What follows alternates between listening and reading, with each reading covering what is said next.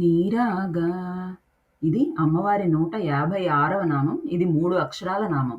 ఈ నామంతో అమ్మవారికి నమస్కరించేటప్పుడు నీరాగాయై నమః అని చెప్పాలి. నీరాగా అంటే రాగము లేనిది, అంటే ఏ కోరికలు లేనిది అని అర్థం. మనకు బాహ్యంగా ఉండే శత్రువులు తెలుస్తారు కానీ, మనలోనే తిష్ట వేసుకొని కూర్చొని ఉండే అంతఃశత్రువుల గురించి తెలియదు. ఈ అంతఃశత్రువులు ముఖ్యంగా 6 ఉంటారు. వాళ్ళే కామ, క్రోధ, లోభ, మోహ, మద, మాత్సర్యాలు. వీళ్ళనే ఆధ్యాత్మిక విద్యలో అరిషడ్వర్గము లేదా అంతఃశత్రువులు అంటారు. ఈ 6ంటికి మొట్టమొదటగా ఉన్న కామం మిగతా 5ంటికి మూల కారణం అవుతుంది. ఈ కామాన్నే రాగం అని కూడా అంటారు. ముందుగా మన ఇంద్రియాల ద్వారా విషయ సేకరణ జరిగి వాటి గురించి ఆలోచించి అవి కావాలని కోరుకుంటాం. ఈ కోరికనే కామం లేదా వాటి యందు రాగం అంటారు. ఈ కోరిక తీరకపోతే క్రోధం వస్తుంది. తను కోరినవి ఇతరులకు చెందకూడదని అనుకోవడం లోభం. కనపడే ప్రతి వస్తువులోనూ మనం కోరుకున్నవే కనవడం మోహం. తను పొందినవి ఇతరులకు లేవు అని అనుకోవడం మదం. ఒకవేళ తను కోరినవి తనకు లేకుండా ఇతరులకు ఉంటే మాత్సర్యం లేదా అసూయ. సామాన్య మానవులందరికీ అంతఃశత్రువుల బాధ తప్పదు. సాధనలో వాటిని అధిగమించి అతీతంగా ఉండాలి.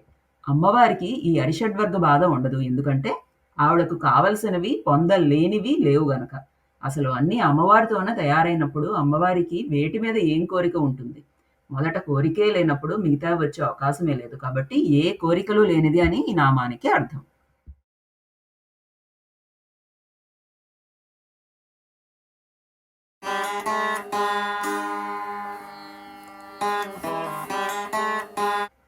రాగమథని ఇది అమ్మవారి 157వ నామం. ఇది 5 అక్షరాల నామం. ఈ నామంతో అమ్మవారికి నమస్కరించేటప్పుడు రాగమధన్యై నమః అని చెప్పాలి. రాగమధని అంటే రాగమును పోగొట్టి వైరాగ్యమును కలుగజేయనది అని అర్థం. రాగము, ద్వేషము ఇవి 2 పరస్పర వ్యతిరేక ధ్రువాలు లాంటివి. వీటిలో ఏ ఒక్కటి కూడా విడిగా ఉండదు. రెండూ కలిసే ఉంటాయి. రాగం ఉన్న చోట ద్వేషం ఉండి తీరుతుంది. కానీ ప్రేమ ఉన్న చోట ద్వేషం ఉండదు. సుఖమే ఉంటుంది. ద్వేషం రావడానికి అవకాశం లేని రాగాన్ని ప్రేమ అనవచ్చును. రాగమదనం జరిగిన తర్వాత వైరాగ్యం వస్తుంది. రాగం ఉన్నంత వరకు వైరాగ్యం రాదు. అయితే వైరాగ్యం అంటే ఏ విషయానికి స్పందన లేకపోవడం కాదు. ఏ విషయానికి అతుక్కుపోకుండా ఉండి వాటికి అతీతంగా ఉండడం. ఈ రెండింటినీ కలుగజేస్తుంది కాబట్టి అమ్మవారికి రాగమధని అనే నామం వచ్చింది. కాబట్టి రాగమును పోగొట్టి వైరాగ్యమును కలుగజేయనది అని ఈ నామానికి అర్థం.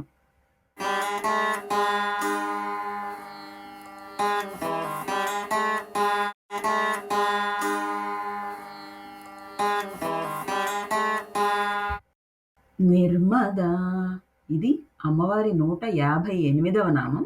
ఇది 3 అక్షరాల నామం. ఈ నామంతో అమ్మవారికి నమస్కరించేటప్పుడు నిర్మదాయై నమః అని చెప్పాలి. నిర్మద అంటే మదము లేనిది అని అర్థం. మదము అంటే పరవశత్వం అని మొదట అర్థం ఉండేది. రాను రాను ఆ పదానికి మత్తెక్కుట, ఒళ్ళు తెలియకపోవుట, పొగరెక్కుట ఇలా మారుతూ చివరకు ఒళ్ళు కొవ్వెక్కుట అనే అర్థం వచ్చింది. ఈ అర్థాలన్నింటిలోని కీలక లక్షణం ఒళ్ళు తెలియకపోవడం. పరవశత్వంలో కూడా ఒళ్ళు మైమర్చిపోవడం ఉంటుంది కానీ ఒళ్ళు కొవ్వెక్కడం ఉండదు. మదం ఉన్న చోట దర్పం ఉంటుంది. ఏదైనా తనకే ఉన్నది, ఇంకొకరికి లేదు, ఉండటానికి వీల్లేదు అనే లక్షణం మదానికి ఉంటుంది. అమ్మవారికి అటువంటి దుర్లక్షణం లేదు. ఏ విధమైన మదము లేనిది అని ఈ నామానికి అర్థం.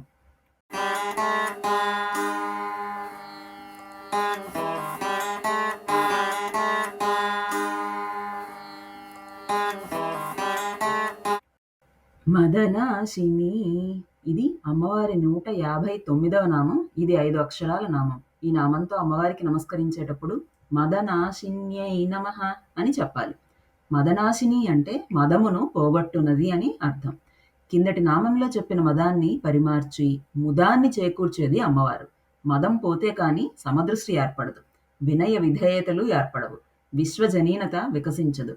ఏ విధమైన మదమునైనా పోగొట్టునది అని ఈ నామానికి అర్థం అలాగే వచ్చింది.